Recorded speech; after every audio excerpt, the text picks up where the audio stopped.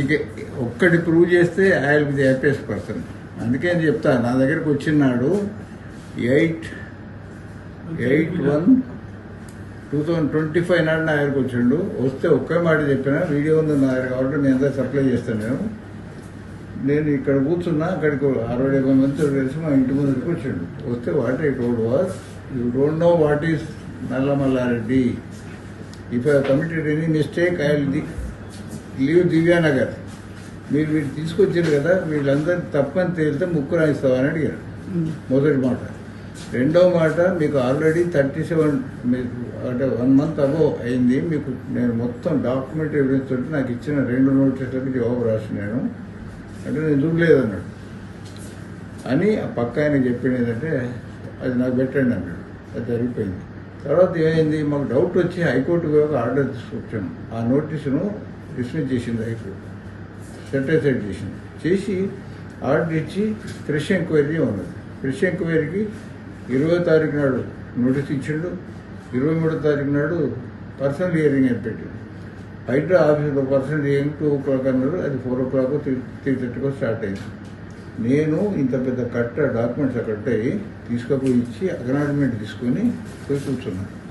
మళ్ళీ ఒక 50 అదే పాత వాళ్ళని తీసుకొచ్చాడు. వాళ్ళందరూ మాట్లాడతారు, నన్ను మాట్లాడినవాడు, నా కాగితం చూడడు, ఏం లేదు. ఇప్పుడు ఓన్లీ అంటే ఫయాస్కో చేసిండు. అయిపోయింది, 6 గంటలకు అయిపోయింది. అయిపోయినాక నేను వచ్చి తెల్లవారి నా అడ్వకేట్ కాంటాక్ట్ చేసి అసలు ఇదేం పర్సనల్ హియరింగ్ తప్పని అనుకుంటుని దానికి లెటర్ రాసుకుందాం అనుకుంటుంటే నెక్స్ట్ డే మార్నింగ్ అంటే 25th 23rd నాడు ఇది అయిపోయింది. 25th నాడు ఒక ఇక్కడ వాచ్మెన్ చెప్తున్నాడు, 100 మంది వచ్చాను సార్ పోలీసు, 200, 300, 500, 600 మంది వచ్చాను. ఇటాచీలు జేసీబీలు వచ్చాను. 7 గంటలకు మొదలుపెట్టింది. అక్కడ మా డాక్యుమెంట్స్ అని తీసుకుపోయి చూపించాడు నాగరాన్ని. మీకు సబ్మిట్ చేసిన డాక్యుమెంట్ ఎవ్రీథింగ్ కట్టుకోండి, యువర్ నాట్ హియరింగ్.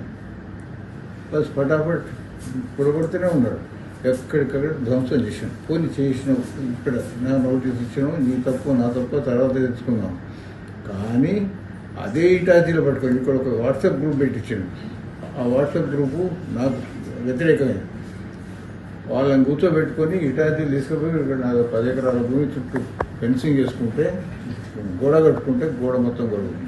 ముందు పోయినాక హెచ్ఎండిఏ లేవల్ పాపం దూరంగా ఉంటే 100 మంది నివసిస్తారు. అక్కడ 24 hours పెట్టుకొని గేట్లు ఉంటే మొత్తం కొట్టుకుంటాయి. అక్కడి నుంచి పోయి పంట పొలాలని ఆ ఫారెస్ట్ గవర్నమెంట్ ల్యాండ్ పక్కనే పర్ఫెక్ట్ ఎప్పుడు 1992లో కొనుక్కున్నది పంటలని వాటిని కూరగొట్టి అక్కడి నుంచి పోయి Singareni Divyanagar plot owner welfare society అని అసోసియేషన్ అని 2005లో ఫామ్ అయ్యి అటు చూడు అక్కడ ప్రొటెక్షన్ కోసం గోడ పెట్టుకున్నారు.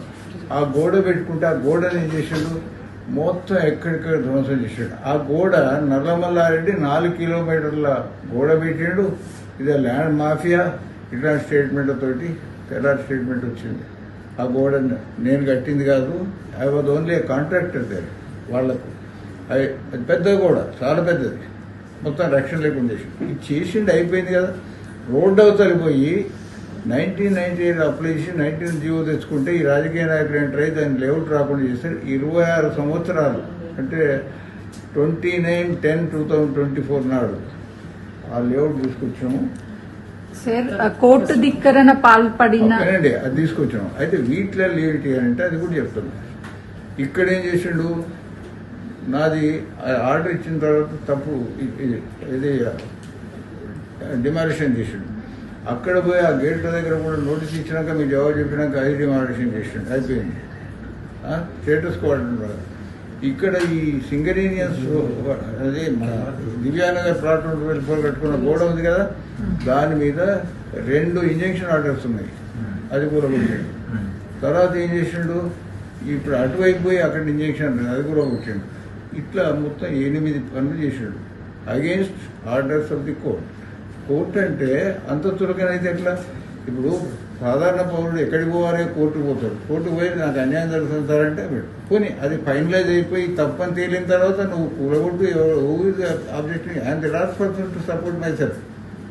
రంగనాథ్ మీద కోర్టు ధిక్కరణ కేసులు ఉన్నారు, ఏం చెప్తారు అని ఇప్పుడు పరిస్థితి ఏంటంటే అంతకుముందే ఇక్కడ ఎవరియో ప్లాట్లు జాగాలకు ఫెన్సింగ్ వేసి అంతకుముందు ఎవరో రాజకీయ నాయకుడు బొమ్మ గీసి నల్లమల్లాడి ఇంజనీరింగ్ 2 కిలోమీటర్ ఉన్న ఇంజనీరింగ్ కాలేజ్ కప్తారున్నదని సర్వే చేస్తా అని వచ్చి సర్వే చేయకుండా వచ్చి మొన్న గీత తీసుకొని చేసాడు. చేసిన తర్వాత ప్రచారం ఏం చేసిండ్రు, భూ కబ్జాదారుడు 100 కోట్ల విలువైన భూమి మీరు అందరూ రాసిండ్రు. నేను చెప్పేది మీ టీవీలలో అన్ని చోట్ల వచ్చింది. It's already.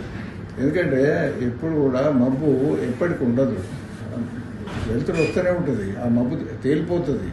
ఆ రోజులు ఇప్పుడు వచ్చినాయి. దానికోసం ఏం చేసినాం, మొన్న చేసిన పని ఏంటంటే హైకోర్టు ఆర్డర్ వచ్చిన తర్వాత 27 తర్వాత వాటి అర్థం వాజ్ అరే నేను చూడలే, నాకు అలవాటు లేదు, కైండ్ ఇన్ఫర్మేషన్ నాకు ఫేస్బుక్లు ఇవన్నీ చూసి అలవాటు లేదు.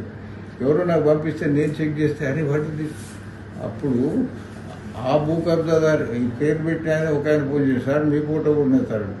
Then I come to senses and ఇక ఊరుకుంటే లాభం లేదని నిర్ణయానికి వచ్చి నల్లమల్లారెడ్డి భూ కబ్జాదారు అని పెట్టిండా? కాదు దాంట్లో ఏముందంటే ఈ మంచిగా ఉంటుంది కదా, లాంగ్వేజ్ వేరే ఉన్నది. వ్యక్తిగతంగా కక్షపూరితంగా నా ఫోన్లో ఉన్నది. ఫైనల్ గా ఏ విధంగా ఫైట్ చేయబోతున్నారు సార్? ఏ విధంగా ఇప్పుడు నేను రాసిన కదా madam, I return year clearly. ఏం రాసిన ఇది చెప్తాను నేను చదువుతా.